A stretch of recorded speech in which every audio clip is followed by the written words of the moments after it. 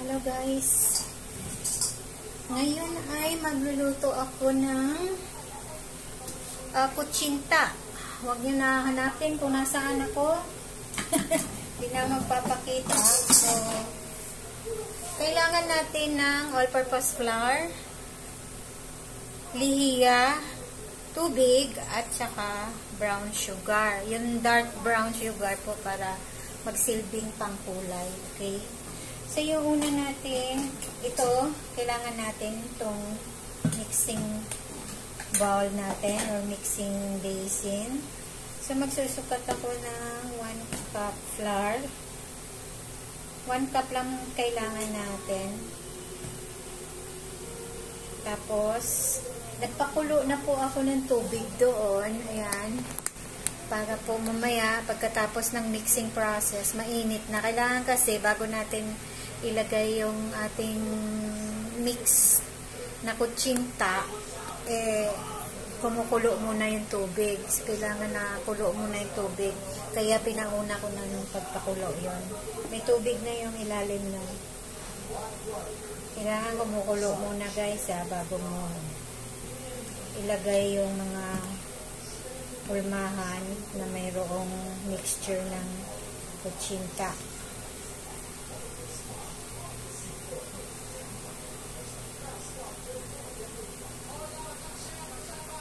So, ito, 1 cup. 1 cup na all-purpose flour o harina. Ayan.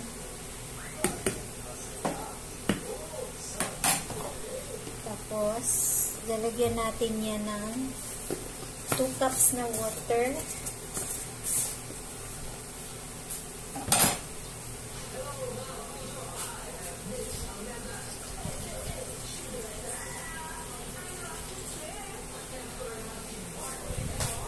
So, 1,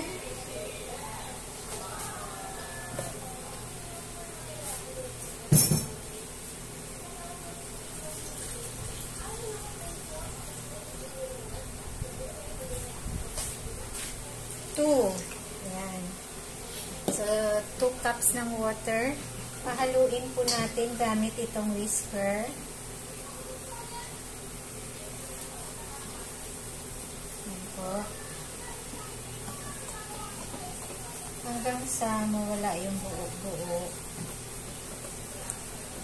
Anyways, partial lang muna yung pag-whisk ko. Kasi, kailangan pa natin lagyan yun ng asukal.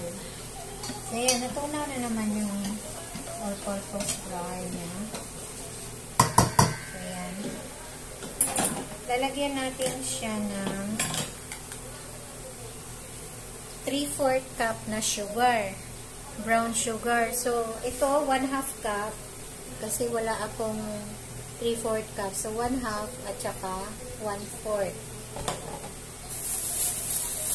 Ganitong sugar ang kailangan natin, yung dark brown. Kasi ito na po yung magsisilbi ng kulay ng kutsinta.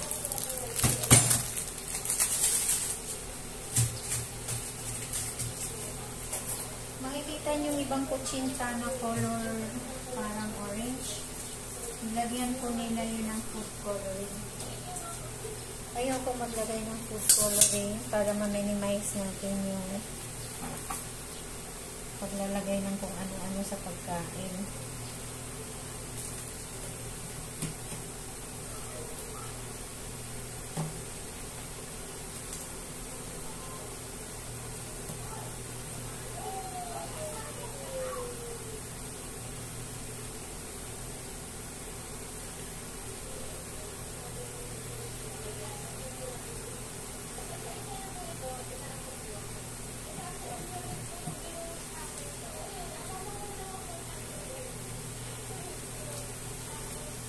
Nagsusukat po ako. Wait lang. Ng brown sugar.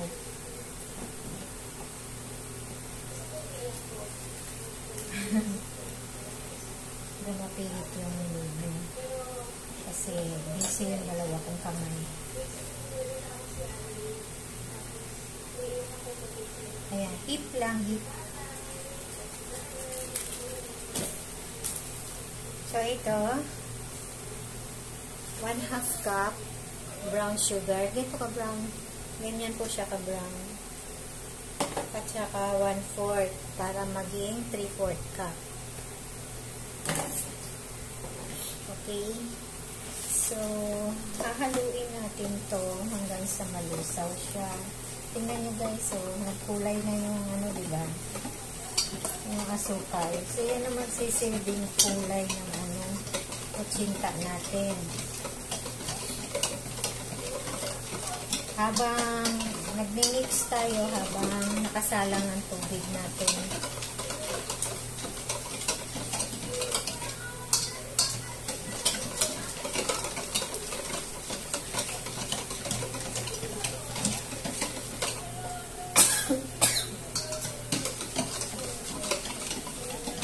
Kailangan natin itong,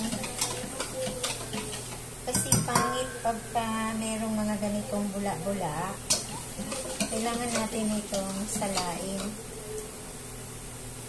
para malinis yung kutsinta. Transfer ko yan sa transfer ko siya dito sa isang kaserola. Isisip ko. Teka ha, pakita ko sa inyo. Focus natin doon. Salain natin para wala yung bula.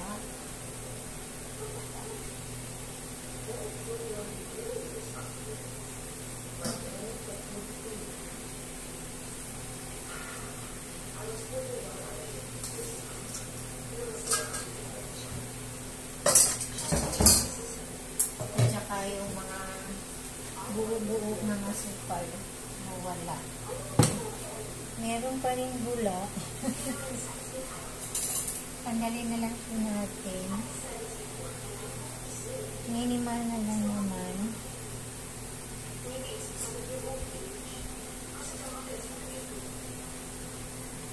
Hindi na iwasan yun. Ang pangit kasi nito pagka nilagay mo sa hulmahan na may bula. Bula din yung ibabaw. Hindi siya makinis. Tama na nga yun. Tapos, ilalagay na natin yan sa hulmahan. Ay, wait. Meron pa pala. Maglalagay tayo ng lye water. Isang kutsarang lye water.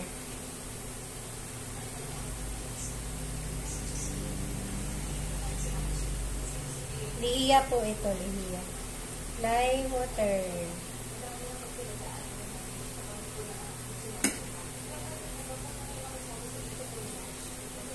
Ito po. Lye water. So, nilagyan ko doon. Ako, nakataas pala. So, nilagyan ko na po siya nito. Lye water. May nabibili po niyan sa tindahan sa palengke. Tapos, haluin natin. Yung lye water po, yan yung magpapakunat ng kutsinta natin. Diba yung kutsinta medyo makunat? Huwag lang masobrahan po. Kasi masama din pag sobra sa lihiya. May lasang mapait din ito, tsaka nakakahilo daw yata. May napanood ako sa TV last time. So, ako sumusunod lang sa sukat na turo sa amin sa TESDA. Okay, sa TESDA ko po ito natutunan. Luto-luto na to. Hindi ako marunong magluto dati.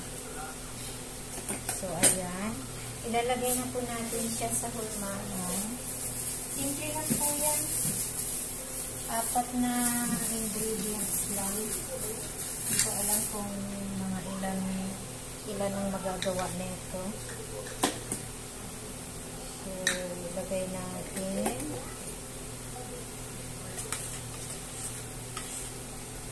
Maglagay tayo dito sa hulmahan. Diretso na lang yung lagay. Wala akong sandok dyan malaki.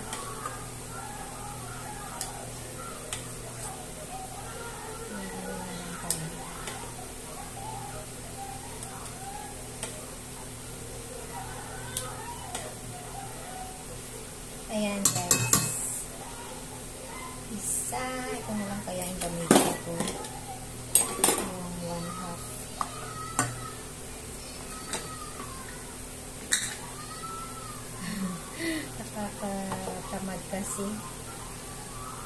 Kutsara gamitin.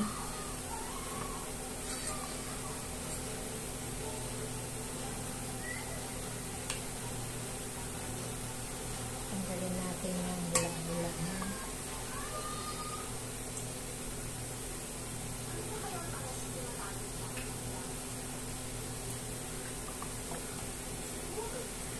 So, yun po yung ano natin, sukat lang nito.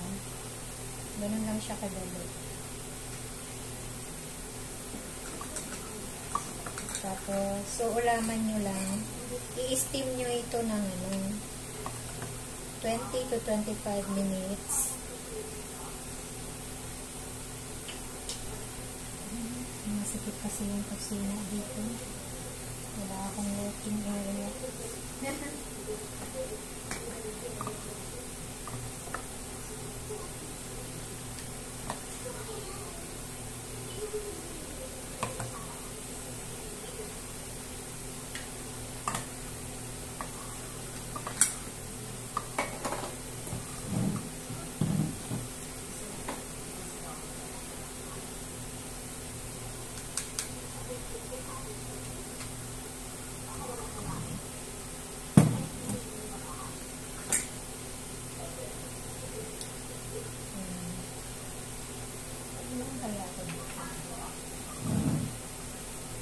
Tagal na itong molders ko sa Divisoria ko pa ito binili. Ngayon mga plastics na yung molders. So, 2 pesos ba? 2.50. Mura pa noon. Parang hindi na siya kakasya ng isang molder. Kasya pa ba? Kasya pa. Malanganin. So, yan. Kuha na lang ako sa iba. Yan. Okay na yan. Kuha tayo ng konti dito.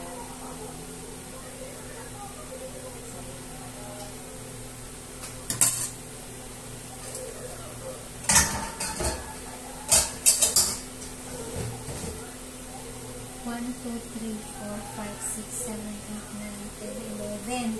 So, bali sa ating 1 cup na all-purpose flour, na natin, makakagawa po tayo ng 11 molders, 11 pieces na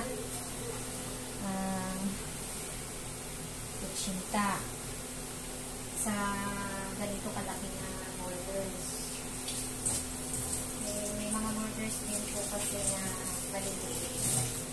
Tapos, pag kumulo po yan,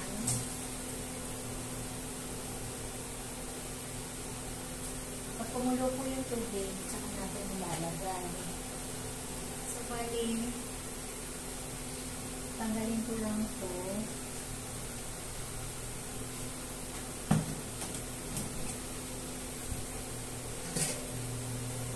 Para maipwesto ko na dyan yung mga kutsinta natin.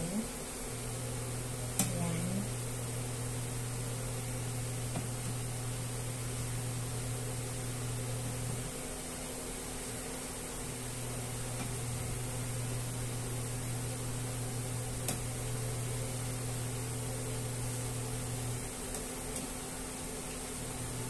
Ito lang pala yung ito. Para pwesto. Tapos, ganyan na nakapwesto na siya. Tatakpan natin ng tela. Katsa to Gumawa lang po ako. Ako lang yung gumawa niyan kasi mananahi din po ako. Dami na naman. Laki kasi yung pamilya ko. Pag bumibili ako ng pag bumibili ako ng merienda, magastos. Kaya mas mura kung magluto na lang ako kasi ang dami kong anak. Tapos, naging hanap buhay ko din po siya kasi may umorder sa akin. Sa testa ko lang po ito ng pag-aralan. Yan, kulang pa. So, maghahalo po ulit ako ng ganun din. Dadamihan ko na. Yan, ganyan lang po. Pag kumulo po yung pinapakulo ko doon na tubig, isasalang na po natin ito din. I-steam natin ng 20 to 25 minutes. Okay po. Yan lang po.